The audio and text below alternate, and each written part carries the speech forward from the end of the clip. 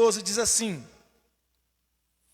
porque a nossa luta não é contra o sangue e a carne, e sim contra os principados e potestades, contra os dominadores deste mundo tenebroso, contra as forças espirituais do mal nas regiões celestes. Mais uma vez, porque a nossa luta não é contra a carne e o sangue e a carne, e sim contra os principados e potestades, contra os dominadores deste mundo tenebroso, contra as forças espirituais do mal nas regiões celestes. Amém? Ore por mim, estenda suas mãos e ore para que o Espírito do Senhor me use nessa noite. Pai, essa é a tua poderosa e gloriosa palavra, que nós pedimos ao Senhor que revele ao nosso coração, que nessa noite o Senhor me use poderosamente, que cada pessoa neste lugar, também aqueles que estarão acompanhando o culto de forma online, sejam impactados e ministrados pela tua palavra. Nós oramos, fala ao nosso coração, em nome de Jesus Cristo e para a glória do Senhor Jesus. Assim nós oramos. Amém. Glória a Deus. Pode sentar, queridos, em nome de Jesus. Eu vou falar hoje de um assunto sério, que é o confronto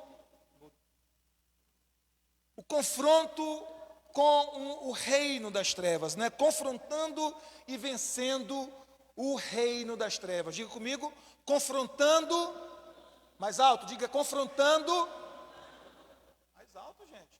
Confrontando e vencendo o reino das trevas. Amém? A Bíblia nos mostra, queridos, que o reino de Deus está em um constante conflito com o reino das trevas. Estes dois reinos se opõem entre si.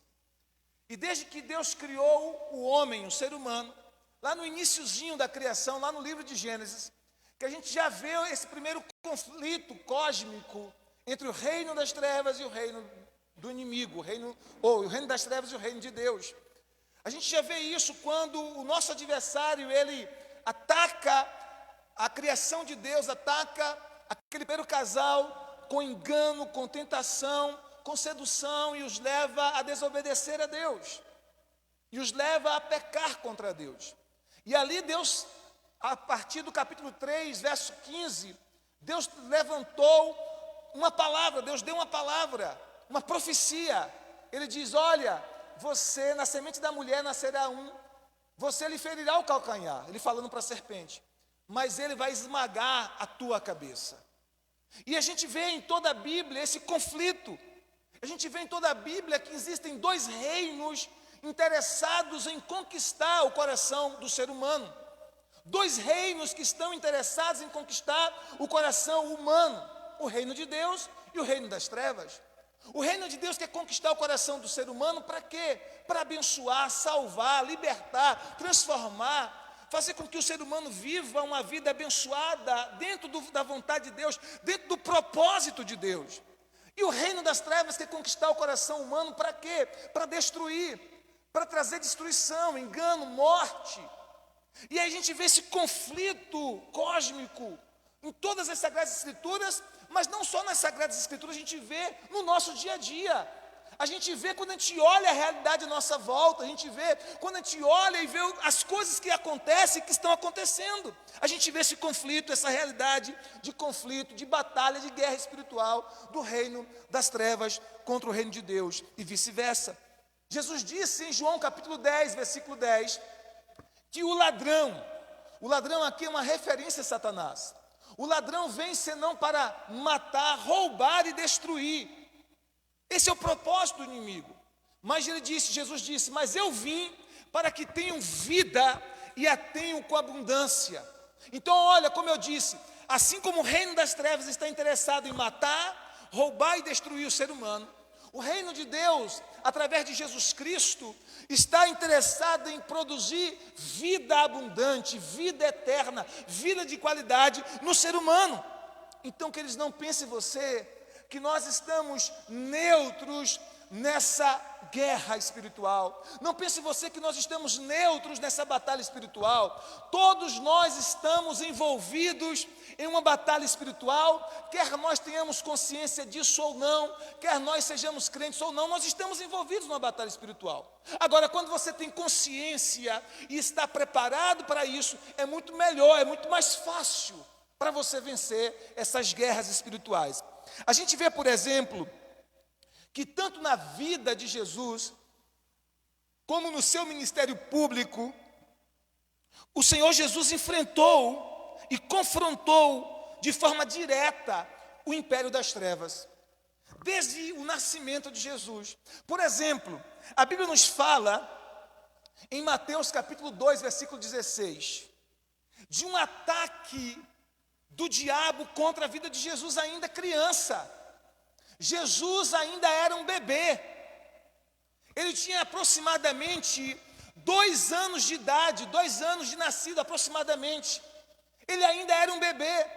E a Bíblia diz que Herodes, embravecido porque os magos o enganaram com relação à localização daquele Messias, daquele que seria o rei de Israel, a Bíblia diz que ele manda matar todas as crianças, todos os meninos de 2 anos para baixo. Todos os meninos de 2 anos para baixo, Herodes manda matar. Mas a gente sabe que por trás de Herodes estava a ação de Satanás. Na verdade, quem queria matar Jesus não era Herodes simplesmente, era o diabo. Era o diabo que, usando Herodes, queria matar Jesus. Porque observe que desde o nascimento de Jesus, ele estava envolvido em uma guerra cósmica, em uma batalha cósmica, em uma batalha espiritual, desde o seu nascimento. Quando a gente vai ver o ministério de Jesus, logo lá na frente, Jesus começa o seu ministério, e antes de começar o ministério, a partir do capítulo 4 de Mateus e também de Lucas, a gente vê uma tentação, Jesus sendo tentado pelo diabo. Vamos rapidinho, abre sua Bíblia em Lucas capítulo 4, rapidamente, a gente vai ler rapidamente esse texto, porque ele é muito interessante, ele é muito precioso. Lucas capítulo 4, fala dessa guerra, dessa batalha que Jesus enfrentou, dessa tentação que Jesus enfrentou, e como ele venceu essa tentação, esse confronto com as trevas. Como foi que Jesus venceu? Lucas capítulo de número 4, quantos encontraram, digam amém, diga glória a Deus. Olha o que diz a palavra de Deus, faremos a leitura até o versículo 13, Lucas 4, verso de 1 a 13, Lucas 4, versículo de 1 a 13, diz assim: Jesus, cheio do Espírito Santo, voltou do Jordão e foi guiado pelo Espírito ao deserto. Durante 40 dias, sendo tentado pelo diabo. Durante 40 dias, sendo tentados pelo diabo. Perdi aqui, versículo 2. Durante 40 dias, sendo tentado pelo diabo, nada comeu naqueles dias, ao fim dos quais teve fome. Disse-lhe então o diabo: se és o Filho de Deus, manda que estas pedras se transformem em pão. Mas Jesus lhes respondeu: está escrito, não só de pão viverá o homem. E elevando, mostrou-lhe no momento todos os reinos do mundo. Disse-lhe o diabo: dar-te-ei toda esta autoridade e glória destes reinos, porque ela foi me entregue, e eu dou a quem eu quiser. Olha o que o diabo disse para Jesus: eu vou dar este reino, o reino destes mundos, e eu vou dar a glória destes reinos para quem eu quiser, porque foi entregue a mim. Continuando. Aí ele diz: portanto, se prostrado me adorares, toda será tua. Olha o que o diabo está sugerindo para Jesus. O diabo está sugerindo que Jesus se prostre e adore a ele. E se Jesus fizesse isso, ele daria para Jesus todas as glórias deste mundo. Jesus, claro, rejeitou isso. E quantas pessoas de nossos dias recebem essa proposta do diabo e aceita? Quantas vezes o diabo faz essa mesma proposta que fez para Jesus? Irmãos, a estratégia do diabo é a mesma, não mudou. Ele chega para as pessoas e diz: olha, eu vou te dar tudo, se você simplesmente me adorar. Se você me servir, eu vou te dar fama, eu vou te dar sucesso, eu vou te dar dinheiro, eu vou te dar riquezas, eu vou te dar todas as mulheres que você quiser, ou todos os homens que você quiser, eu vou fazer você ser ovacionado pelas pessoas, eu vou fazer você ser aplaudido pelas pessoas, eu vou fazer seu nome crescer. Ele oferece para as pessoas o mesmo que ofereceu para Jesus. Eu vou te dar toda a glória deste mundo, basta que você se prostre e me adore. Olha o que Jesus disse. Mas Jesus lhe respondeu, está escrito, ao Senhor teu Deus adorarás e só a Ele darás culto. Então o levou a Jerusalém e o colocou sobre o pináculo do templo e disse, se tu és o Filho de Deus, atira-te daqui abaixo, porque está escrito, aos seus anjos ordenará o teu respeito que te guardem, e eles te sustentarão nas suas mãos para que não tropeces em pedra. A última tentação tinha a ver com Jesus tentar a Deus, tentar um suicídio. Olha que loucura! Ele está dizendo para Jesus, pula desse alto, desse pináculo, pula porque Deus vai te guardar, pula porque Deus vai te proteger, pula porque nada vai acontecer com você, porque está escrito que Ele vai dar ordens aos seus anjos para te guardar. Olha a resposta de Jesus, verso 12, perdão. Respondeu-lhe Jesus, dito estás, não tentarás o Senhor teu Deus. Verso 13, passadas que foram as tentações de toda sorte, apartou-se dele o diabo para sempre? Apartou-se dele o diabo para sempre, é assim que diz aí na sua Bíblia, verso 13? Por algum tempo, até momento oportuno, ou seja, o diabo se afastou por algum tempo. Jesus venceu aquela tentação, mas isso significa que haveria outros confrontos no futuro, que haveria outras tentações no futuro, que haveria outras batalhas no futuro. Então, se Jesus enfrentou batalha contra as trevas do seu nascimento, queridos, até a sua morte, não pense que comigo e com você vai ser diferente. Não pense que comigo e com você vai ser diferente, queridos. O mundo espiritual é mais real do que o mundo físico.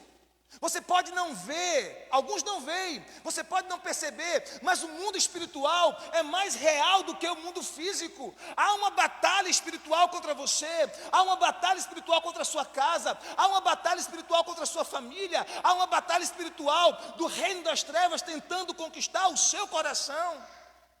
Você tem que entender isso. Você tem que entender isso, há uma guerra espiritual. Se o diabo tentou até Jesus, se o diabo quis conquistar teu coração de Jesus, por que você acha que com você vai ser diferente? Não será diferente. Há uma guerra no mundo espiritual. O próprio Jesus enfrentou essa batalha e todos nós estamos enfrentando. A Bíblia nos fala, queridos, que no ministério de Jesus, no ministério público de Jesus, houve muitos momentos em que Jesus confrontou espíritos malignos. A partir desse momento da tentação que Jesus começa então, ele é batizado, é cheio do Espírito Santo, é conduzido pelo Espírito ao deserto. No deserto, ele é tentado por Satanás, ele enfrenta essa guerra e ele vence. E ele venceu essa tentação por meio da palavra de Deus. E aqui tem uma lição muito preciosa. A gente vence tentações por meio da palavra, a gente vence guerras espirituais por meio da palavra, assim como Jesus. E aí, a partir daquele momento, no seu ministério público, Jesus começa, então, confrontos diretos com o reino das trevas. Observe, queridos, que boa parte do ministério de Jesus foi expulsando demônios. Boa parte do ministério de Jesus foi curando enfermos e foi expulsando demônios. Em Mateus capítulo 8, versículo 16, Mateus 8,16 diz assim: chegada a tarde, trouxeram-lhe muitos endemoniados, e ele meramente com a palavra expeliu os espíritos e curou todos os que estavam doentes. Então olha só, no ministério de Jesus, a Bíblia diz que as pessoas levavam a ele pessoas que estavam doentes, endemoniadas, pessoas que estavam possuídas de espíritos malignos, e Jesus expulsava esses demônios com a sua palavra. Diga glória a Deus. Amém? O Novo Testamento também nos mostra, pode sentar aqui, meus filhos, ocupe essas primeiras cadeiras. O Novo Testamento também nos mostra que muitas enfermidades algumas enfermidades, não todas, mas algumas enfermidades têm uma influência direta dos demônios. Tem uma associação direta à ação dos demônios. E eu vou mostrar para você na Bíblia. Você, se quiser, acompanhe. Eu vou citar para você os textos. E se você tiver rapidez, porque eu não posso parar. A gente não está na quarta-feira. Na quarta-feira a gente para, eu espero você abrir texto por texto. Aqui eu não posso, a gente está correndo contra o tempo. Mas eu vou citar, e se você conseguir acompanhar a leitura, você abre a Bíblia e acompanhe. Por exemplo, em Mateus capítulo 9, no versículo 32 a 33, diz assim, Mateus 9, 32 a 33. Ao retirarem-se eles, foi-lhe trazido um mudo endemoniado. Ele era mudo endemoniado. E expulsando o demônio, o mudo falou. E as multidões se admiravam, dizendo: jamais se viu tal coisa em Israel. Mateus 9, 32 a 33. Ou seja, aquela mudez naquele homem era produzida por uma ação diabólica. Era produzida por uma ação de demônios. Quando Jesus expulsou aquele demônio, a Bíblia diz que aquele mudo voltou a falar. Vocês estão entendendo o que eu quero dizer? Eu não estou afirmando que toda doença tem ação diabólica, mas eu estou afirmando pela Bíblia que algumas doenças são associadas a uma ação direta dos demônios. Observe, Mateus capítulo 12, verso 22, outra referência para você. Mateus 12, 22 diz assim: então lhe trouxeram um endemoniado, cego e mudo, e ele o curou, passando o mudo a falar e a ver. Esse endemoniado também, que era cego e mudo, quando Jesus curou, quando Jesus ministrou libertação sobre ele, ele passou a ver e ele passou a falar. Mateus 17, 18 diz: e Jesus repreendeu o demônio, e este saiu do menino, e desde aquela hora o menino ficou curado. Ele repreendeu o demônio que saiu do menino, desde aquela hora aquele menino ficou curado. Aí vem uma pergunta: pastor, uma criança pode ser oprimida por Satanás? Uma criança pode ser afligida por Satanás? Uma criança pode ser possessa de espíritos malignos? Está aqui, uma criança, um menino que estava sendo oprimido, opresso por demônios. E por que isso acontece? Muitas vezes por causa da legalidade que os pais dão. Os pais abrem brechas no mundo espiritual, e o inimigo tem liberdade de agir contra a família, incluindo as crianças. Continuando, Lucas 13, verso 11 a 12, olha o que diz, Lucas capítulo 13, versículo 11 a 12. Esse texto é muito precioso, porque Jesus é claro em dizer que esta mulher, ela estava possuída por um espírito de enfermidade. Pastor, existe espírito de enfermidade? Existe. Existe demônios de bebida, existe demônios que levam a pessoa à prostituição, existe demônios que levam a pessoa a todo tipo de orgia sexual, existe demônios que levam a pessoa a bebedeira, existe demônios que levam a pessoa a usar drogas, existe demônios que levam a pessoa a religiões enganosas, a religiões que são contrárias aos ensinos da Bíblia. E existe demônios de enfermidades. Existem demônios que provocam enfermidades. Pois esse texto de Lucas capítulo 13, versículo 11 a 12, olha só, Lucas 13, verso 11 a 12, diz assim: e veio ali uma mulher, possessa de quê? Como é que diz na sua Bíblia? Diga bem alto aí para mim. Me ajude. Ela estava possessa de quê? De um espírito de enfermidade, de um espírito de doença. Havia já quanto tempo, irmãos, que aquele espírito possuía aquela mulher? Quanto tempo? Quanto tempo? 18 anos. Aquela mulher estava 18 anos escravizada por um espírito de enfermidade. Há 18 anos escravizada por um espírito de doença. O texto continua dizendo: andava ela como? Encurvada. Aquele demônio atuava possivelmente na coluna daquela mulher. Vocês estão prestando atenção, irmãos? Isso aqui é muito sério que eu estou falando hoje à noite. Eu ia ministrar uma outra palavra hoje à noite, queridos. Eu já estava preparado, na ponta da agulha. Só que todas as vezes eu peço ao Senhor: Senhor, o que o Senhor quer falar? O que o Senhor quer ministrar? E o Senhor foi falando no meu coração, durante esses últimos dias da semana, para que eu ministrasse sobre esse confronto espiritual, com ênfase nesse ministério de Jesus, de libertação, dos demônios que escravizam as pessoas. Pois o texto diz que aquela mulher estava há 18 anos possuída por um demônio que a mantinha doente. E possivelmente aquele demônio atuava onde? Na coluna dela. Por quê? Porque o texto diz que ela andava como? Como é que aquela mulher andava? Por favor, eu quero que você veja comigo, para que você não ache que eu estou inventando isso na minha cabeça. Como é que o texto diz? Por favor. O texto diz como aí? Que ela andava como? Curvada. Aquela mulher andava curvada. Olha só. E de modo algum, sem de modo algum poder endireitar-se. Vendo Jesus, chamou-a e disse-lhe: mulher, está livre da tua enfermidade. E impondo-lhe as mãos, ela imediatamente se endireitou e dava glória a Deus. Aquela mulher, a Bíblia deixa bem clara que ela estava possuída por um espírito de enfermidade, e aquele demônio possivelmente atuava na região lombar, na coluna, nos nervos, que fazia com que ela andasse encurvada há 18 anos, irmãos. Há 18 anos aquela mulher estava andando encurvada. Quando Jesus viu aquela mulher, o coração dele se encheu de compaixão. Porque se tem uma coisa que Jesus tem, irmãos, é compaixão, é misericórdia. O seu olhar é um olhar cheio de amor e de graça. E quando ele olha para aquela mulher e ele vê o sofrimento daquela mulher, há 18 anos encurvada, por conta de um espírito de enfermidade que agia na vida dela, ele chama aquela mulher, ele impõe as mãos sobre aquela mulher, e a Bíblia diz que ela é imediatamente curada.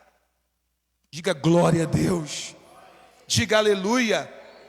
Então existem esses espíritos que operam na vida de algumas pessoas, produzindo enfermidades, produzindo doenças. Existe todo tipo de doenças que podem ser produzidas por uma ação diabólica. Eu não estou afirmando, volto a dizer para que ninguém me confunda, que toda doença é de uma origem direta da ação dos demônios. Mas eu estou dizendo que algumas são. A grande questão é, Jesus pode curar as doenças que são meramente físicas, e Ele também pode curar doenças que têm uma origem espiritual. Seja uma doença meramente física, ou seja uma doença com origem espiritual, Jesus é poderoso para curar. Não existe doença, não existe enfermidade que o nosso Jesus não possa curar, diga amém. E aí, queridos, a gente vai ver uma coisa bem interessante. Quando Jesus começava a expulsar os demônios, a Bíblia diz que alguns deles resistiam. Alguns deles não queriam sair, eles resistiam.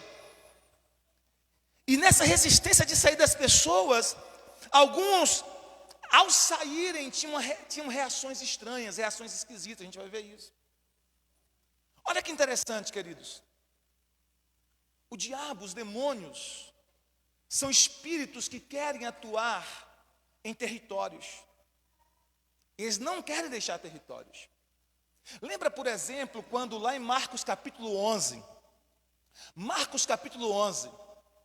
a Bíblia diz que havia um endemoniado em Gadara. Aquele endemoniado estava em um cemitério, preso por demônios. Se cortava, se dilacerava, se feria, se machucava. E a Bíblia diz que quando Jesus estava atravessando aquele lago de Genezaré para encontrar com aquele moço, houve uma grande tempestade. Jesus repreendeu o vento e Jesus fez o mar se acalmar.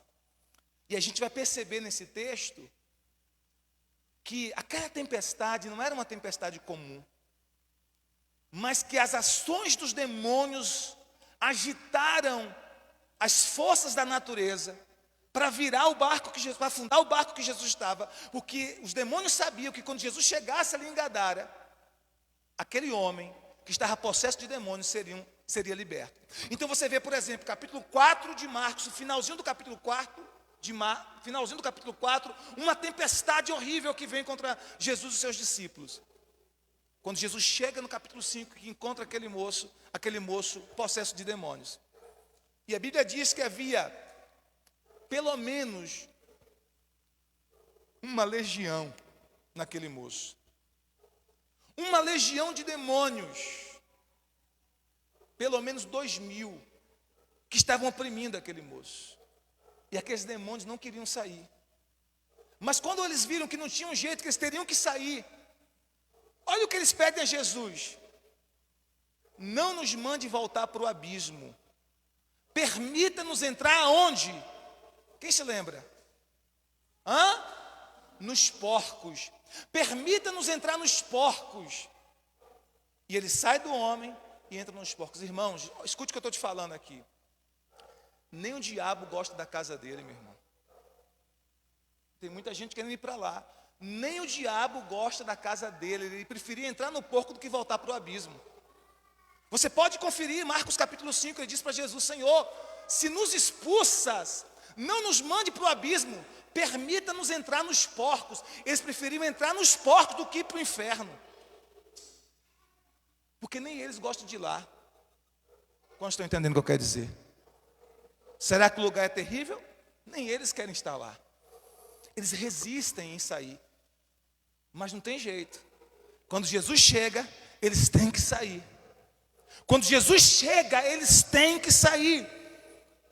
E é interessante porque alguns têm reações absurdas. Olha, por exemplo, se você puder abrir a sua Bíblia em Marcos capítulo 9, verso 25 e 28, você vai ver uma reação interessante. Ao resistir à saída, eles têm uma reação interessante. Marcos capítulo 9, verso 25 a 28 diz assim: Jesus repreendeu o espírito imundo, dizendo: espírito mudo e surdo, eu ordeno que o deixe e nunca mais entre nele.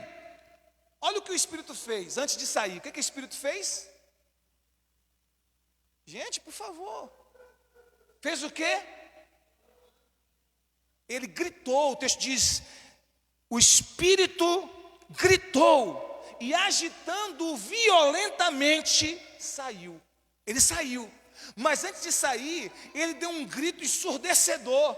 E ele agitou aquele rapaz terrivelmente. Então observe, ele resiste em sair. Ele sabe que vai ter que sair quando Jesus chega.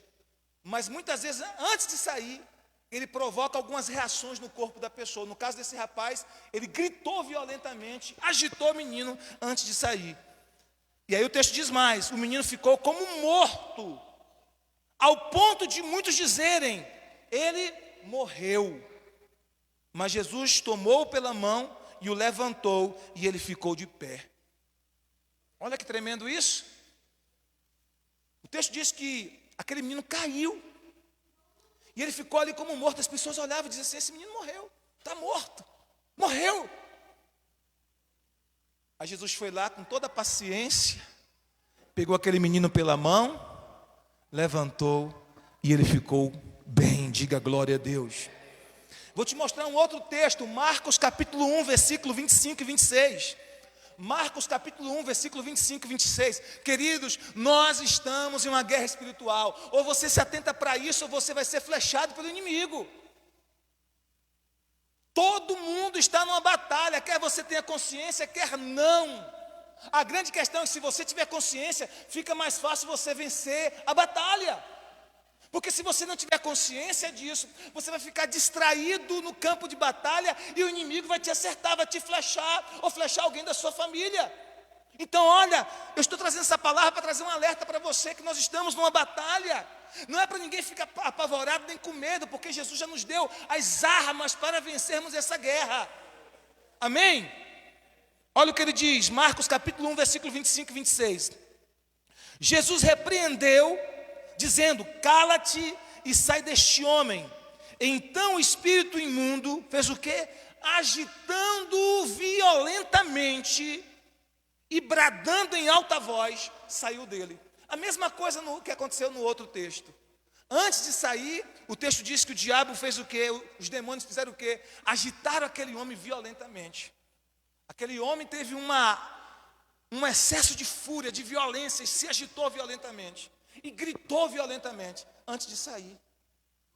E tem muitas pessoas que ficam com medo, ficam apavoradas. Queridos, isso é o desespero do diabo, porque ele sabe que já perdeu aquela batalha, e ele quer, no último momento, assustar. Por isso que o texto diz que ele agitou o homem violentamente e bradou em alta voz.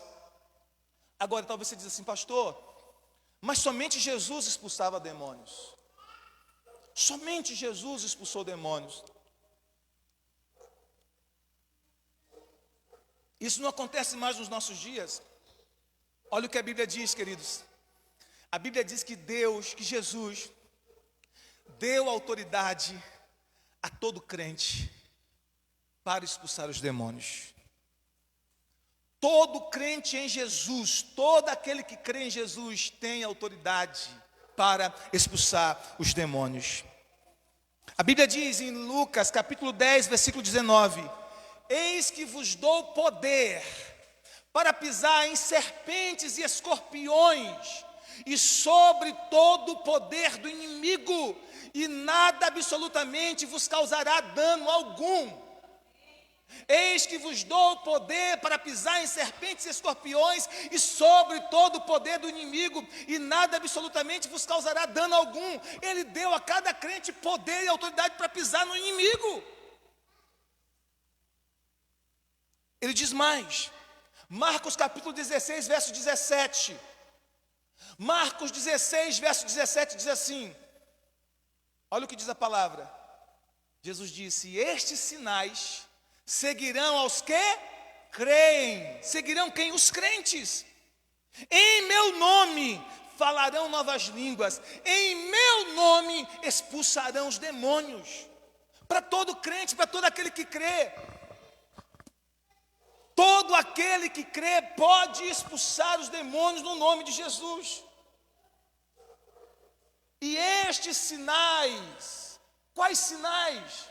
Todos estes que Jesus fala em Marcos capítulo de número 16, verso de número 17 em diante.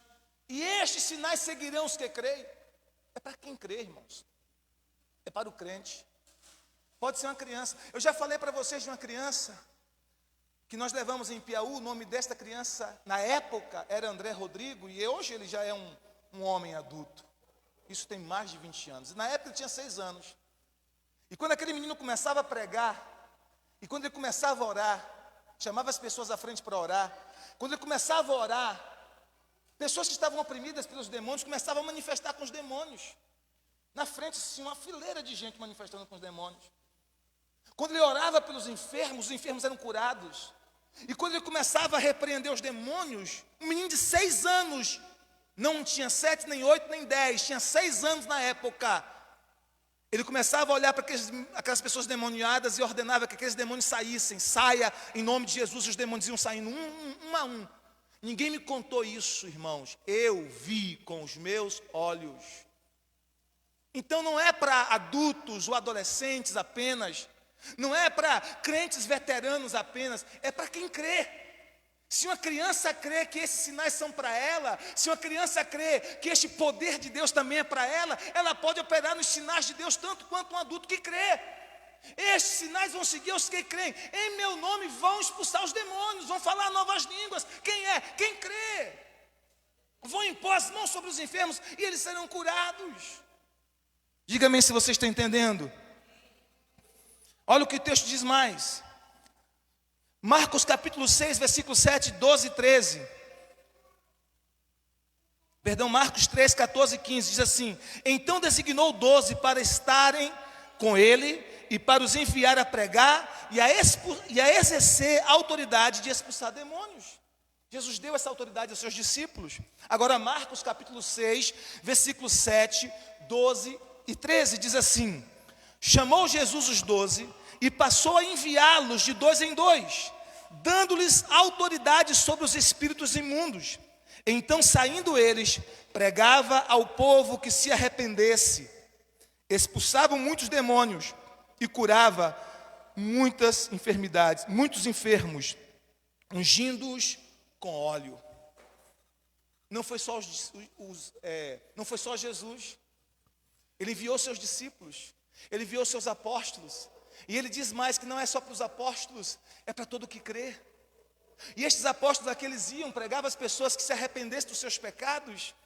e expulsavam os demônios, e aqueles que eram doentes, eles curavam, ungindo as pessoas com óleo. Algumas pessoas dizem assim, não é bíblico ungir com óleo. Você está vendo aqui que Jesus ordenou que eles ungissem com óleo. Eles ungiam as pessoas com óleo, e essas pessoas eram curadas. Vocês estão entendendo, queridos? Continuando, Mateus 10, verso 1. E chamando os seus 12 discípulos, deu-lhes poder sobre os espíritos imundos, para os expulsarem e para curarem toda sorte de enfermidade e todo mal. Não apenas Jesus, mas ele agora delegou a todo crente, a cada um dos seus discípulos. Ele deu autoridade a cada crente que pudesse expulsar os demônios. Você tem autoridade no nome de Jesus, você não tem que ter medo do diabo. Você tem que andar com Deus. Você não tem que ter medo de Satanás, você tem que andar com Deus. E se um espírito maligno estiver agindo em uma área da sua vida, da sua família, de alguém que você ama, ou de pessoas próximas a você, ou não, use a autoridade que Deus te deu no nome de Jesus e ordene que esse espírito maligno saia. Porque Deus deu autoridade a você como crente em Jesus. Deus deu autoridade a você como crente em Jesus. Amém? A Bíblia diz lá em Atos capítulo 8, versículos 6 e 7. Agora já é o ministério de um diácono de Filipe. Não era mais um dos 12, era um diácono. E agora o texto diz assim: as multidões atendiam unânimes as coisas que Filipe dizia, ouvindo-as e vendo os sinais que ele operava, pois os espíritos imundos de muitos possessos saíam, olha o que o texto diz, gritando em alta voz, e muitos paralíticos e coxos eram curados. Atos capítulo 8, no ministério de Filipe, quando ele orava, aquelas pessoas que estavam possessas de espíritos, de demônios saíam. Mas antes de sair, o texto diz que eles gritavam em alta voz. Eles sempre gostam de fazer isso quando estão para sair, de gritar em alta voz, de tremer, de sacudir a pessoa, de tentar assustar os que estão próximos. Por quê? Porque ele sabe que está perdendo uma guerra espiritual, que está perdendo uma batalha espiritual, que está perdendo um território, que está perdendo uma casa onde ele habita, e ele não quer isso. Por isso ele resiste sair. E nessa resistência muitos gritam, muitos agitam o corpo daquela pessoa, ou provocam uma convulsão na pessoa naquele momento ali. Quantos estão entendendo o que eu quero dizer? Nós estamos em um confronto, queridos. A questão é, como ser liberto das ações do inimigo? Como ser liberto da opressão das trevas? Como ser liberto da opressão maligna? Vultos, audição de vozes, amigos imaginários, desejos malignos de vingança, desejos impuros no coração, olhar malicioso, um olhar adúltero. Jesus disse que essa geração é uma geração adúltera, que o olhar dessa geração é um olhar adúltero. Como ser liberto dessa opressão que oprime a mente, que oprime os sentimentos, que oprime as emoções, que oprime a forma de olhar para as pessoas, a forma de lidar com as pessoas? Como é possível um homem adulto olhar para uma criança como essa e ter uma atração sexual por uma criança como essa, se não por uma ação de demônios?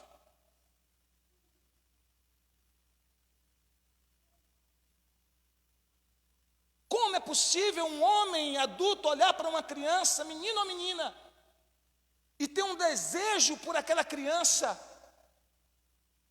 sexual, impuro, se não por uma ação de demônios, irmão? Me diga aí, como é que pode? Porque alguém com a mente pura, limpa pelo Evangelho, lavada pelo sangue de Jesus, não consegue ter outro sentimento por uma criança senão de amor puro, senão de um desejo puro de amar, de dar carinho, de cuidar. Nós vivemos em uma geração, Jesus disse que a nossa geração não é uma pessoa ou duas, Jesus disse que a nossa geração é uma geração possessa de Satanás. Uma geração adúltera e perversa, quem disse isso foi Jesus. Oh, geração adúltera e perversa, até quando eu estarei convosco? Até quando terei paciência? Disse Jesus. Não é o pastor Josivaldo que está dizendo, quem disse isso foi Jesus.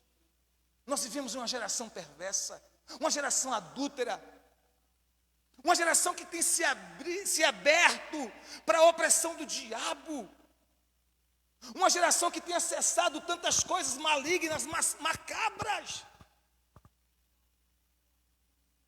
Ontem à noite alguém postou no grupo da igreja que agora tem uma nova onda das pessoas se drogarem, ouvindo um tipo de música maligna que foi inventada agora, que cria alguma coisa no cérebro lá. Eu falei, meu Deus, como é que alguém pode chegar a esse nível? Se funciona ou não funciona, para mim isso não importa. Eu digo assim, como é que a pessoa pode querer isso? E aí tinha uma menina ensinando, como é que você pode ficar doidão, malucão, sem precisar usar cocaína, nem maconha, nem crack, apenas ouvindo essas músicas, e é vendida. As músicas, aquelas músicas específicas são vendidas. Agora, a nossa geração tem acessado tanta loucura, irmãos. A nossa geração está aprendendo na internet como consultar demônios, como invocar mortos, como se suicidar, como se matar. A nossa geração está uma geração perversa, adúltera e endemoniada. A nossa geração precisa de libertação em Jesus desesperadamente. Jesus disse, é uma geração adúltera e perversa. E as pessoas ficam com seus corações cheios de malignidade, cheios de maldade, cheios de adultério, cheios de impureza. Olha para uma criança, tem impureza. Olha para um animal, tem impureza. Como é que um ser humano tem coragem de olhar para um animal e ter desejo sexual por um animal? Se isso não for demônio, o que é, meu irmão? Se isso não for demônio, o que é? Uma geração adúltera, uma geração perversa, uma geração bestial. Jesus disse que essa geração precisa de libertação. Você percebe que nós estamos em uma guerra? Você percebe que nós estamos num confronto com as trevas? Tantas coisas as pessoas estão acessando na internet, se enchendo de tanta maldade, de tanta violência, de tanto ódio, de tanta ira. As pessoas se estimulam em assassinatos, as pessoas se estimulam em violência, as pessoas se estimulam em xingar palavrões, tudo isso aprendendo na internet. As pessoas se estimulam a todo tipo de orgia sexual, das mais terríveis que você imaginar. A nossa geração é uma geração adúltera e perversa. Uma geração que precisa desesperadamente de libertação em Jesus Cristo. Como essa geração pode ser liberta? Como a nossa geração pode ser liberta? Como nós podemos ser libertos? Jesus disse em João capítulo 8, verso 32: e conhecereis a verdade, e a verdade vos libertará. E conhecereis a verdade vos libertará. O diabo sabe que o que prende é o engano. Por isso que ele começou enganando Eva. A primeira estratégia do diabo para prender a raça humana foi o engano, a mentira e o engano. Ele disse para Eva, como foi que Deus disse? E ela disse, Deus disse que não podia comer nem tocar no fruto, porque se a gente comesse, tocasse, ia morrer. Deus não disse que não podia tocar, Deus disse que não podia comer. Quando se conversa com o diabo, sempre vai distorcer a palavra. Ele disse, não, É mentira de Deus. Não vai acontecer isso. Que isso? Você não vai morrer. Deus está brincando com você. Você não vai morrer. É porque Deus sabe. Olha o que o diabo disse para Eva. Deus sabe que no dia que você comer do fruto, você será como Deus. Você será uma deusa. Você vai conhecer o bem e o mal. Seus olhos vão se abrir. E ele começa a conversar com o diabo. E eu fico pensando, onde é que o diabo, que Adão estava, para deixar a mulher dele conversando com o diabo, irmãos. Fale para o marido que está ao seu lado, ele não deixa a tua mulher conversando com o diabo não, que não vai dar coisa boa não. Diga para o marido que está aí ao lado, diga assim, não deixa a sua mulher conversando com o diabo não. Não deixa. Porque Adão deixou a mulher dele conversando com o diabo, é o que deu, irmãos. É o que deu. Vou repetir porque Deus está falando com alguém aqui. Maridos, não deixa a sua mulher de papo com cão. Não deixa a sua mulher de papo com a serpente. Não deixa. Deus colocou você para proteger a sua mulher e os seus filhos. Amém? Mas a primeira arma que o diabo usou foi o quê? Engano. A primeira arma que Satanás usou foi o quê? Engano. Se você comer, não vai acontecer nada. Se você comer, o que vai acontecer vai ser bom. Você vai ter os seus olhos abertos. Você será como Deus. Você será uma deusa, em outras palavras, né? Terá superpoderes de Deus. E a Bíblia diz que a mulher então viu o fruto. E aquele fruto pareceu, sabe, lindo aos seus olhos. Parece que o fruto brilhava. A mulher agora sentia até o gosto do fruto na boca, um desejo insaciável. Eu tenho que comer esse negócio. Eu tenho que pegar, eu tenho que comer, eu tenho que experimentar. E ela vai e come do fruto. Aí o marido chega. E ela convence o marido também a comer. E a maldição se instalou sobre a terra. Qual foi a arma que o inimigo usou? Engano. Por isso que Jesus disse, conhecereis a verdade, e a verdade vos libertará. Se você ficar de prosa com o diabo, ele vai te enganar. Os teus argumentos, escute isso, o diabo é muito melhor de argumento que você. Você se acha muito inteligente? Você se acha muito argumentativo? O diabo não é onisciente, mas ele tem argumentos muito maiores e melhores do que os seus. Ele tem séculos de experiência em enganar, em seduzir, em trapacear. E se você ficar de papo com ele, você vai ser enganado. Não tente argumentar com o diabo, porque os seus argumentos são falíveis. Não fique de papo com ele, mande ele embora no nome de Jesus. Ele vai ficar no seu ouvidinho, tentando argumentar o seu pecado, tentando racionalizar e dizer para você, não, mas você peca por conta disso. Você pode fazer isso por conta disso e disso e disso. Mas todo mundo faz. E ele vai ficar no seu ouvido, buzinando, tentando lhe convencer para você cair. Diga para o diabo, saia em nome de Jesus. Não fique de papo com ele, porque se você ficar de papo com ele, você vai ser enganado, você vai cair, e o propósito dele é levar você à perdição eterna. Mas o propósito de Jesus é dar vida eterna para você e para mim, para todos nós. Quantos estão entendendo? Diga glória a Deus. João 8,36, Jesus disse, se pois o Filho vos libertar, verdadeiramente sereis livres. Se pois o Filho vos libertar, verdadeiramente sereis livres.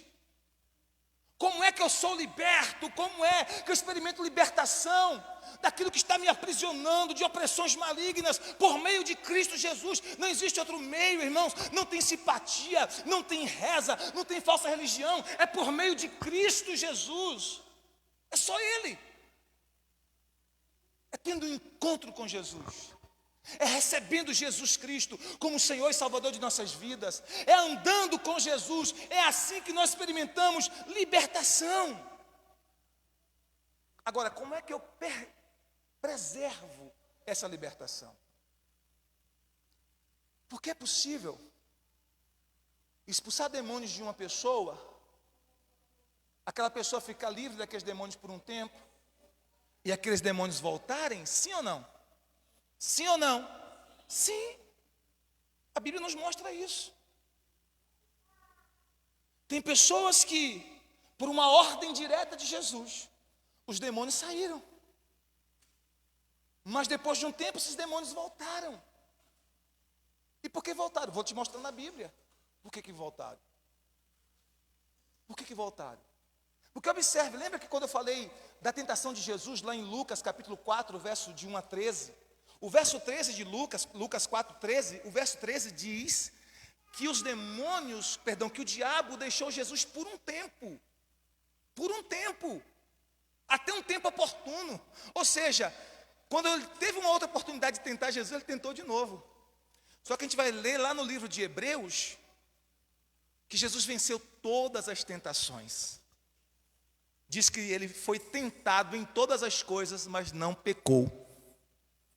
Aqui em Lucas, em Mateus 4 e Lucas 4, nos fala de uma vitória de Jesus contra as trevas. Mas lá em Hebreus nos fala que ele venceu todas as tentações. Todas as tentações. Todas elas. Agora, como preservar a libertação? Primeira coisa, queridos, eu preciso manter a minha casa, a minha vida cheia de Deus. Como eu preservo a minha libertação? Eu preciso manter a minha vida cheia da presença de Deus. Os demônios não podem habitar simultaneamente em uma casa onde Deus habita. Vou repetir para você. Os demônios não podem habitar simultaneamente, ao mesmo tempo, uma casa onde Deus habita. Agora, olha, esse texto eu queria que você abrisse e lesse comigo. Mateus 12, versos 43 a 45. Eu vou esperar, porque eu já estou terminando. Só tenho mais esse outro versículo para a gente ler. Mas eu queria que você abrisse nesse texto, porque ele é muito importante. Porque esse texto fala da estratégia de Satanás. Mateus capítulo 12, versículo 43 a 45. Talvez alguma pessoa que esteja me vendo pela primeira vez na internet pense assim: mas esse pastor só prega sobre isso, só sobre isso? Não. Eu prego sobre muitas coisas, mas eu prego sobre aquilo que está escrito na palavra. E hoje eu estou falando sobre esse assunto. Mas eu falo sobre família, sobre casamento, sobre criação de filhos, sobre administração financeira. Falo sobre muitas coisas que a palavra de Deus ensina. Mas hoje, especificamente, fui conduzido por Deus, pelo Espírito de Deus, a falar sobre isso. Amém? E olha o que a Bíblia diz. Mateus 12, versos 43 a 45. Quantos acharam? Diga amém. Jesus está dizendo assim: quando o espírito imundo sai do homem, anda por lugares áridos procurando repouso, porém não encontra, por isso diz: voltarei para a minha casa de onde saí. E tendo voltado, a encontra vazia, varrida e ornamentada. Então vai e leva consigo outros 7 espíritos piores do que ele, e entrando, habitam ali. E o último estado daquele homem torna-se pior do que o primeiro. Assim será com essa geração, disse Jesus. Então olha o que Jesus está dizendo. Os demônios saem de um homem, saem de uma pessoa, de um ser humano. Eles andam por lugares áridos procurando um repouso, procurando uma casa, porque eles são territorialistas, são parasitas espirituais. São parasitas espirituais. Eles querem um corpo. Se eles não encontram de pessoas, se contentam até com de animal. Eles podem se manifestar em um cachorro, em um bicho, um boi. Eles se contentam, se caso não achar um ser humano, eles preferem um ser humano. Que é mais semelhança de Deus, porque isso é uma afronta maior a Deus. Mas se eles não encontrarem, eles entram no animal, se for o caso. O texto diz que eles saem desse homem. E eles andam por lugares áridos, procurando um lugar para repousar, para habitar, para morar. Aí eles não encontram, o que eles dizem? voltarei para a minha casa de onde saí. Qual era a casa? O homem que eles saíram, a pessoa que ele saiu. Aí ele volta. Quando ele volta, a Bíblia diz que encontra a casa vazia. A pergunta é: como está a sua casa? Como está o seu coração? Como está a sua vida? Está cheio de Deus ou está vazia de Deus? Como é que eu preservo a minha libertação, pastor?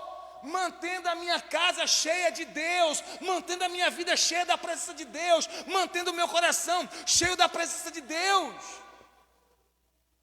Ele volta, se encontra a casa vazia, o texto diz, ele entra. Mas ele não se contenta em entrar sozinho. O texto diz que ele faz o quê? Ele chama 7 espíritos piores do que ele. Mais perversos, mais cruéis, mais malvados, mais pecadores do que ele. E entra naquela pessoa. Se tinha um, agora passa a ter pelo menos 8. E os outros 7 são piores do que o primeiro. E aí Jesus disse que o último estado daquela pessoa torna-se pior do que o primeiro. Por isso que você vai ver que pessoas que se desviam do evangelho, às vezes começam a fazer coisas que antes que se converteu pela primeira vez, nunca tive coragem de fazer. Você já viu isso, sim ou não? Por quê? Porque o último estágio, ou o segundo estágio daquela pessoa é pior do que o primeiro. Porque os demônios que passam a habitar ali são mais perversos, são mais cruéis do que o primeiro. Assim como existem categorias angelicais, também existem categorias de espíritos malignos, irmãos. Existem espíritos mais cruéis que outros, sim.